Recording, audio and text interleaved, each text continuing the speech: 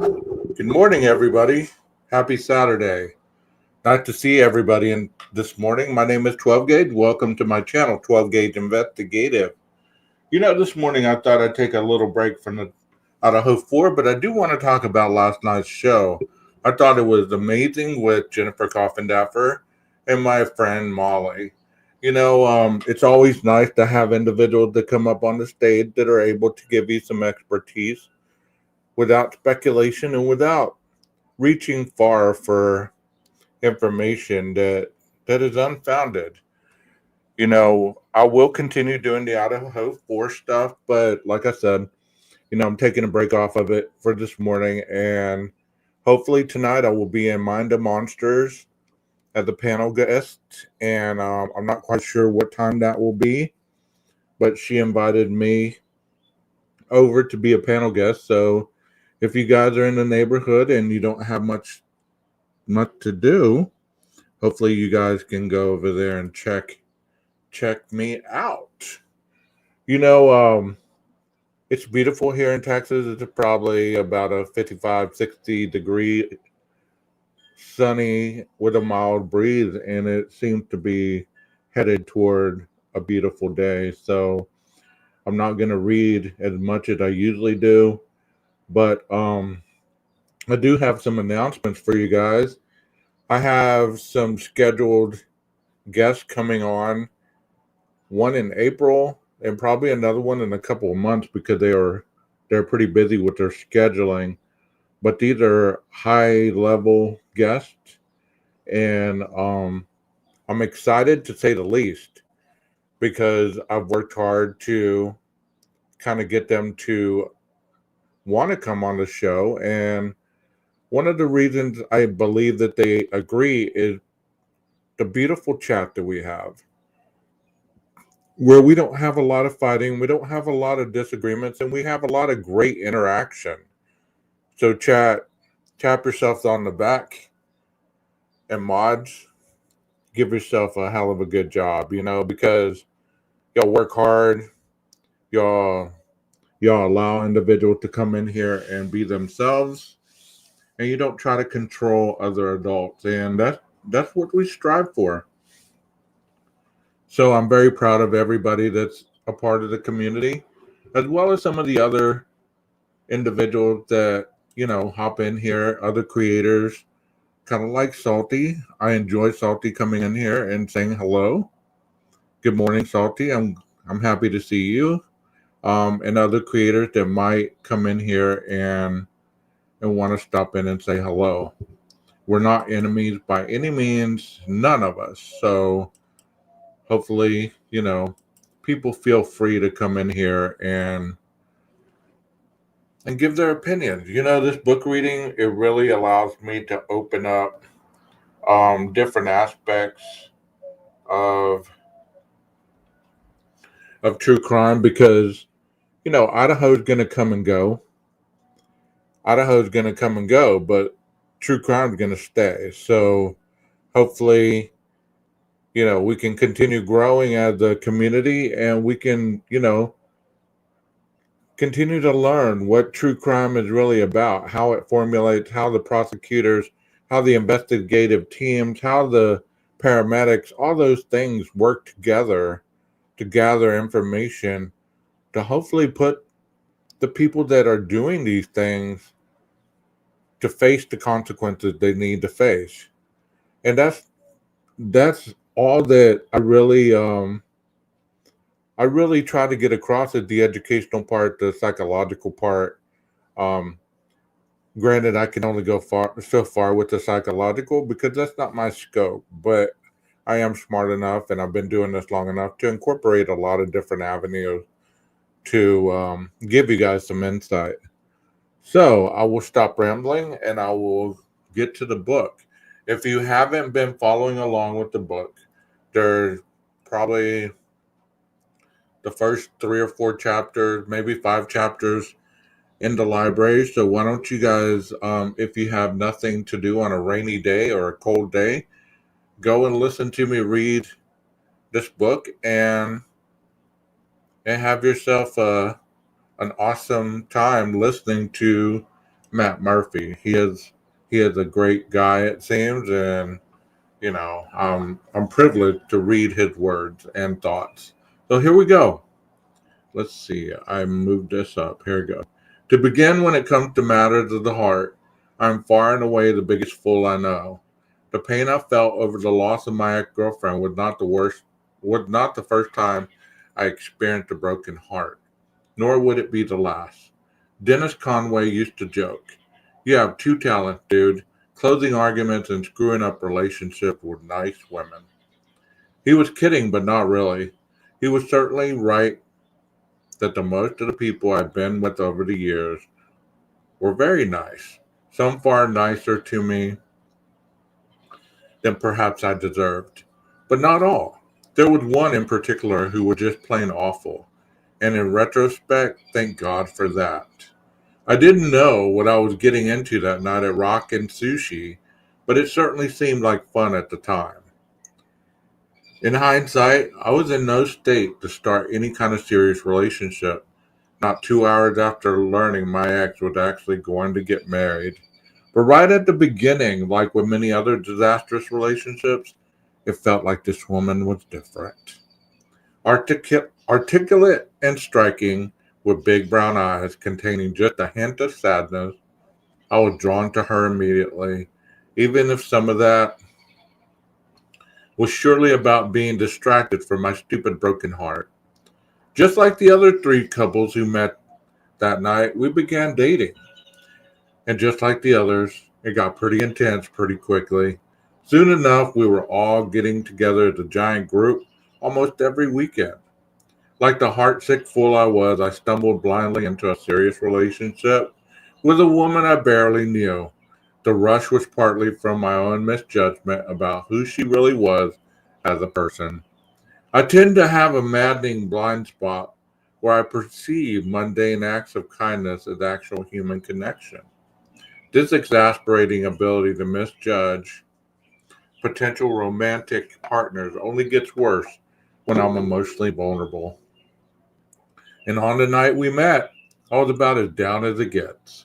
I should have seen the red flags right away. She was often late, but usually with a good excuse.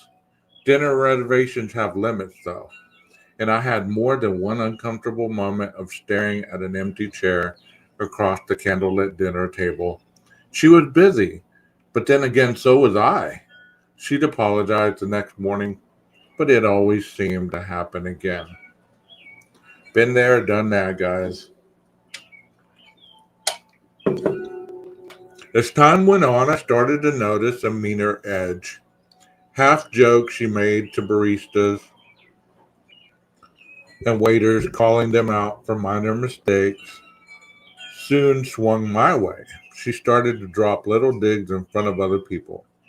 I smiled and I tried to laugh them off, but was finding myself in a situation I had encountered before.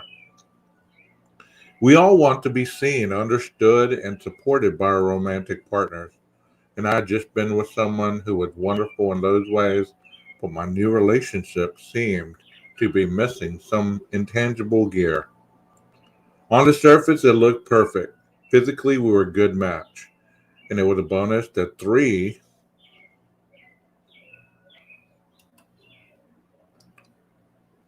of her good friends were getting serious with three of mine. All six of them were well on their way to marriage, starter home, children, the works.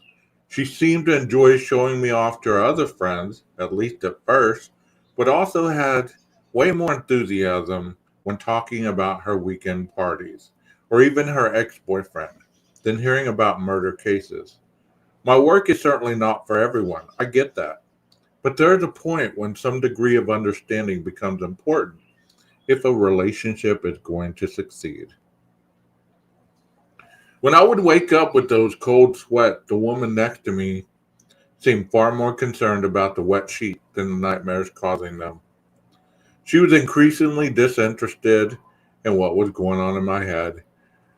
Matt, I have been in a relationship like this, and you don't really see it until you see it. And once you see it, you try to talk your way out of it. Like, am I really seeing what I think I'm seeing, or am I just damaged? and projecting onto this other person, but it seems like she really wasn't interested and she was a little self centered. I could be wrong. And then there were her friends, not the ones who would eventually marry my buddies, but another small group to which she was very much devoted. They were nice enough, at least in the beginning. They were well meaning and highly educated, but ideologically rather set in their beliefs. It wasn't so much about politics. People like this can be all over the spectrum, but about whether my profession was good enough for their friends. That's terrible. They were the kind of people who would brag about getting out of jury duty and then lecture me about their perceived failings of the criminal justice system, all without a hint of irony. A couple of them had family, money, high paying jobs, and degrees from places like Harvard and Stanford, and very much considered themselves to be intellectual elites. One of them even liked to remind me that my beloved alma mater, UCSB, had a reputation as a bit of a party school. Sure, maybe it did, and I certainly had more fun than they did in college. But I never saw a single keg party in the victim witness room of the DA's office. In the end, I think they saw me as a government lawyer with a couple of interesting stories, but without the financial power and prestige they envisioned for their friend. People like that, they just are only in the short term gain. And, people that are very successful, they take a methodical approach to success. Most people can't see the success that they're gaining every day. And then one day they look at prof, um, their portfolio and they see all the years that it took to get to the top. And once you get to the top, you stay to the top because you understand how long it took you to get there. The strange snobbery really made me love my team, my cops, and my jurors all the more. It's hard to know how much their opinion of me influenced what happened next, but it contributed to my growing unease with the relationship. I just didn't have the emotional bandwidth at the time to realize that if her friends thought like this, then she probably did too. Oh, how I cringe when I look back at it now. Years later, it's so easy to see. I staggered into that relationship emotionally wounded and didn't want to admit I was with the wrong person. Been there, done that. The more I tried to convince her of who I was and the importance of what I was doing, the weaker I felt and the worse it got. I think when we find ourselves trying to explain who we are to a romantic partner who fundamentally doesn't get it, the battle is already lost. Our friends were starting to take big steps, but I couldn't seem to find my feet.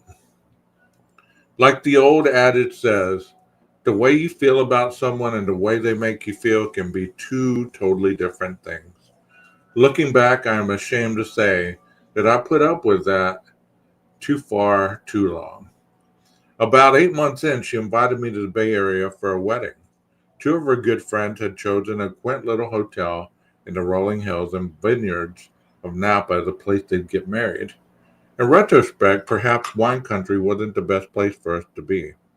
When we arrived at the hotel, I learned that my girlfriend used to hook up with one of the groomsmen when they were back in college.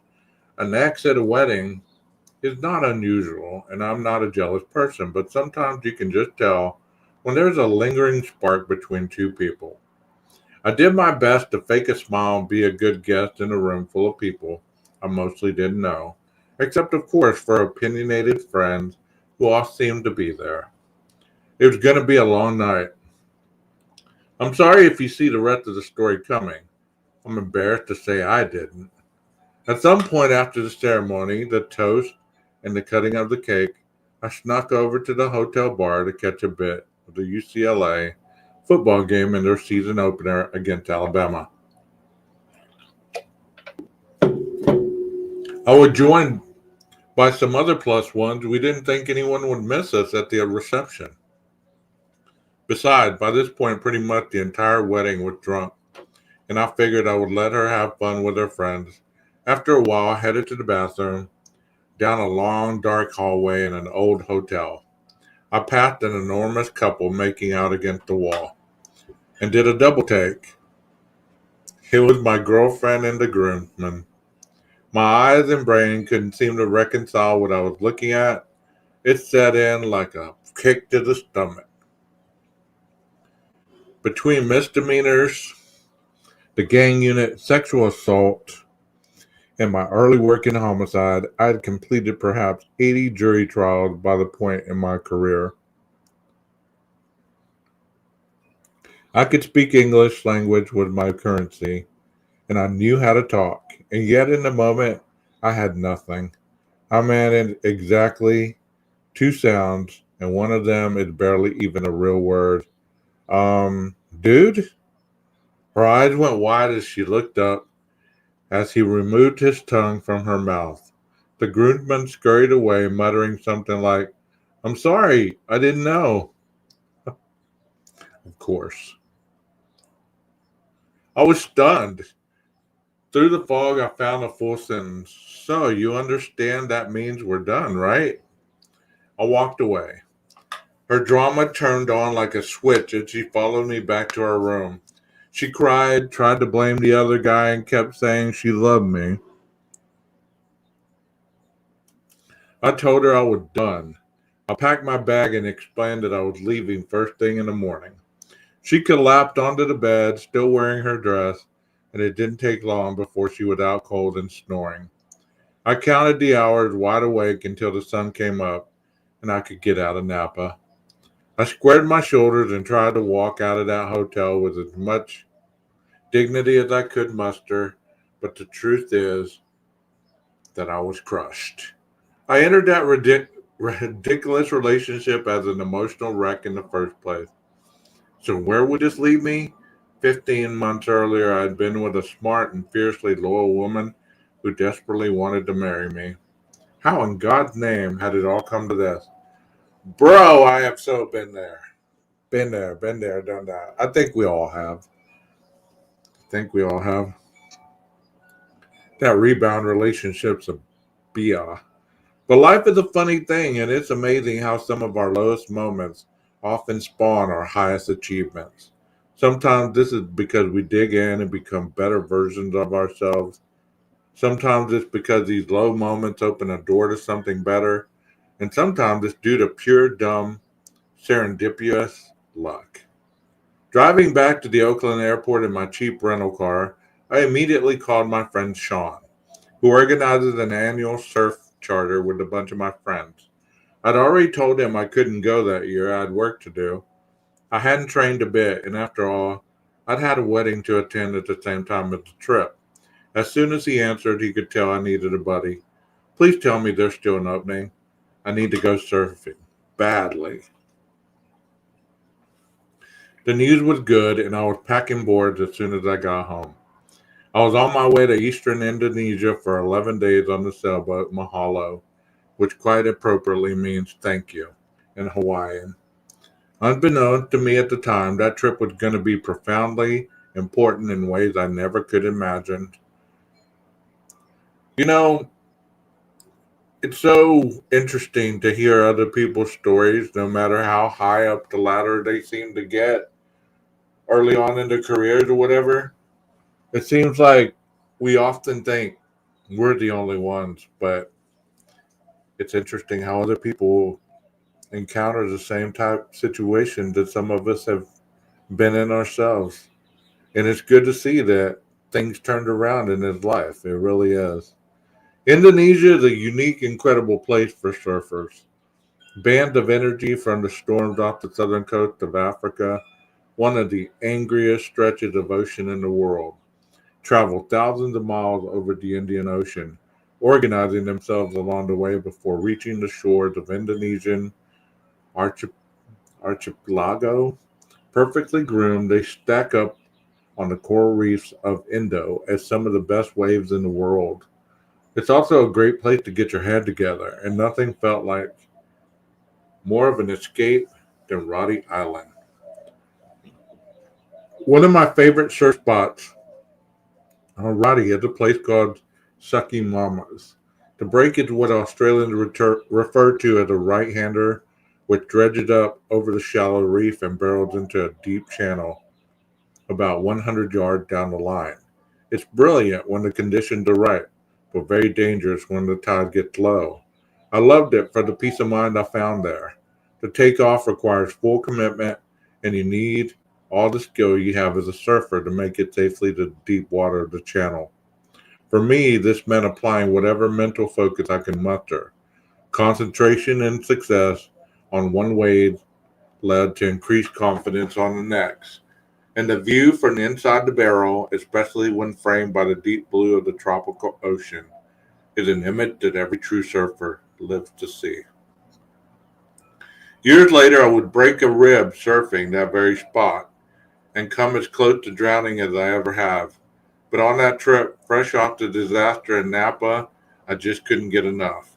One glassy afternoon, when the conditions were perfect, a giant yellow sea snake swam right through the lineup, 5 feet long, with the thickest and color of a grapefruit. It frightened just about everyone out of the water.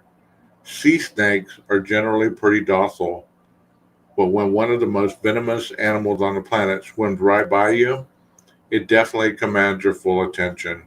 Scary as it was also hard not to marvel at its grace. Much like the surf spot itself, the snake was both terrifying and awesome. Besides, when everyone else saw it as their cue to go back to the boat, it meant more wave for me. A dangerous creature at a dangerous wave, and far, far away from engagements, weddings, and cheating girlfriends, I was suddenly in the water by myself, and my mind drifted toward minor epiphany. The love of my life, at least to that point, was about to marry another guy, and her fiance was straight out of a central casting for a jilted heart romantic comedy. Strikingly handsome, a bona fide Olympic athlete. He was a fundamentally good man, adored by everyone who knew him. In the words of one of my best friends who was with him at UCLA, he's a lot like you, dude, just a little better in every way. At the time of this writing, he is still the devoted husband and father she always wanted and truly deserved. I then limped into the next relationship a wounded fool, too heartsick to enforce any healthy boundaries with a woman of a very different character. And that one had just ended in a comedic disaster outside of the men's room of a boutique hotel in Napa, California. I'd been to a ton of other weddings, of course, and none of them were mine. Gay wedding, straight wedding, Greek Orthodox, Indian, Catholic, Jewish, you name it. I stood there as the best man, a groomsman, and even once a bridesmaid. I watched friend after friend proclaim their love and pledge themselves completely to the person standing next to them. One by one, they were all and fully committed to the new adventure of marriage, and I was genuinely happy for them, but it meant my circle of close friends and shrinking vow by vow. We would keep in touch, of course, and talk on the phone sometimes. I would see them at fantasy football draft night or for the odd round of golf, but their priorities naturally shifted to their home life. And then eventually, in most cases, to paint colors and baby names. Perhaps the most important responsibility for a best man or a groomsman, once the ceremony is over, is to get out of the way. I wanted my friends to find fulfillment in the new lives as spouses and parents, but I would be lying if I denied also feeling a growing sense of loneliness along with a slight pang of envy. This is where I had envisioned my own life at age 35. I felt like I would have been a good husband and a good dad, but there was no denying that at that point I was very much the odd man out. As I sat there watching the sun set over the eastern Indonesia, it struck me that in the grand game of martial or marital musical chairs, the music had stopped and everyone else seemed to have a seat. Suddenly, I was all alone. Clearly, I sucked at relationships, and that's when it hit me. Maybe that idyllic home life of my friend was simply not meant for me. Maybe I suffered the spectrum of romantic failure because I wasn't supposed to experience that kind of happiness. Maybe I could stop beating myself up and just accept that it wasn't in my future. Maybe the focus of my passion, my energy, and my life force was meant for something else. Maybe I could commit myself fully to something meaningful and, as cliche as it sounds, make an actual difference. Perhaps fate, God, the universe, destiny, or whatever we want to call it, had other plans for me. Maybe I was staring right at it. In the arc of the human experience, the death of a loved one is the very worst thing.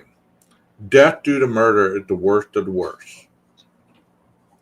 It means that someone, for terrible reason, has snuffed out the light of a person we care for deeply. The only thing worse than murder is when the killer gets away with it. It is difficult for most people to put themselves in the headspace of someone thrust into that situation, into the overpowering darkness of that place. Some people even feel entitled to question a parent's fundamental need for justice, but nobody knows how important that is until, God forbid, they're actually there. A parent's grief under those circumstances is a human universal of misery that crosses all economic, cultural, and racial lines. So maybe a happy family of my own was never meant to be, but as I sat there waiting for one last wave, it struck me that I was in a unique position to help those poor people. Instead of walking a fat dog and watching a movie in a warm living room at the end of a perfectly balanced workday, maybe I could do something meaningful for innocent people who needed a champion. Maybe they deserved someone who was all in. German philosopher and writer Friedrich Nietzsche famously said, "He who fights with monsters might take care lest he thereby become one." And if you gaze for long into the abyss gazes also into you. But what if a monster with nothing to lose is exactly what is needed? Within the strict bounds of ethics and the law, maybe those poor, bereaved families deserve someone fierce, someone of single minded intensity and dedication, someone with scars and teeth and the ability to attack, someone who would stay up late and lose sleep to achieve justice for their murdered child, someone who would sit and grind and find solutions to problems that others might give up on, someone who would guide them through the brutal criminal justice process with as much dignity and empathy as possible. Someone who would care about them and fight for them, and at the end of the day, understand their rage. Maybe for them, with study and practice and improvement, I could be their champion. If I truly dedicated myself to those mothers and fathers and families with nothing to lose in my personal life, maybe I could become their monster. Oh, it was suddenly so clear to me. Forget balance, forget family, forget money. I was going all in. And as far as to be the abyss, rather than just stare, I resolved to find out what happens when you sprint headlong right into it.